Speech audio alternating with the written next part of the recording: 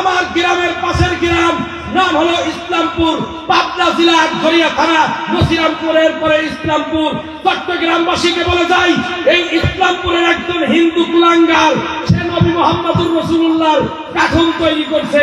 কাঠন তৈরি করে বলেছে পৃথিবীর শান্তি, এইভাবে শান্তি আসবে কিভাবে? নবী মুহাম্মদুর রাসূলুল্লাহর পাশার উপর লাফতি দিলে। নাউজুবিল্লাহ বলেন।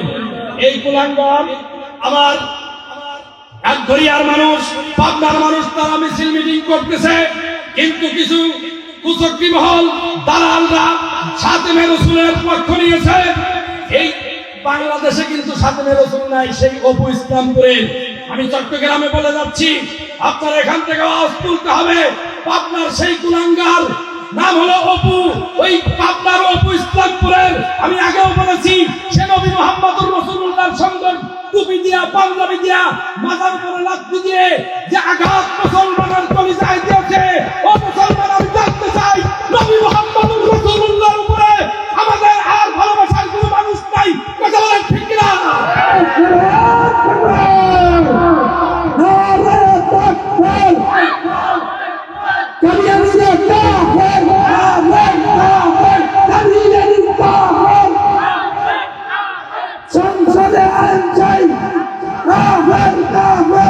আমার ভাইয়েরা, এই অপু আমার পাশের গ্রামে সে নবী মুহাম্মদুর রাসূলুল্লাহর কাঠন তৈরি করে নবী মুহাম্মদুর রাসূলুল্লাহকে অপমান করেছে।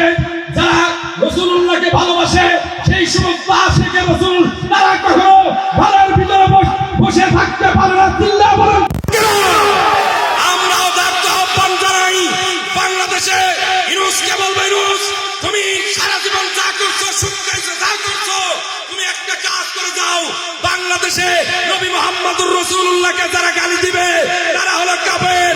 এই নাস্তিকদেরকে প্রকাশ্যে বাইতুল মুকাররমের সামনে এনে তুমি ফাঁসির কার্যক্রম, ফাঁসির আইন পাস করো, তাহলে আমরা মুসলমান নবীর উম্মতরা আমরা শান্তি পাবো। কথা বলেন ঠিক কিনা? অন্যথায় আমরা আইন হাতে তুলে নেব। যারা খাতেমে রাসূলকে গালি দেয়, তাদের যেখানে পাওয়া যাবে সেখানে কুবায়া তাদেরকে আল্লাহ আলাদা করে দেব। কথা বলেন ঠিক কিনা?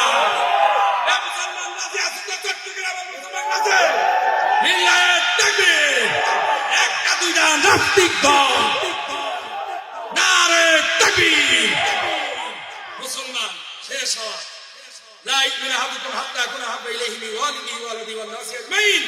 রাসূল বলেন, তোমরা সেই পর্যন্ত ঈমানদার না, ততক্ষণ ঈমানদার না। ছেলে সন্তান, ঘর বাড়ি, আত্মীয় স্বজন, পাড়া প্রতিবেশী, সব থেকে আমি নবী মুহাম্মদুর রাসূলুল্লাহকে ভালো যদি না বাসো, তাহলে তোমরা ঈমানদার না। আমরা সব থেকে ভালোবাসবো কাকে? নবী মুহাম্মদুর রাসূলুল্লাহকে।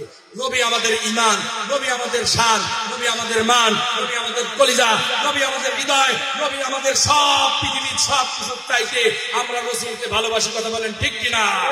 এই ভালোবাসা রাখতে চান তো? আল্লাহ আমাদের কবুল করুন, বলেন আমিন। Presents by Kuakata media centre.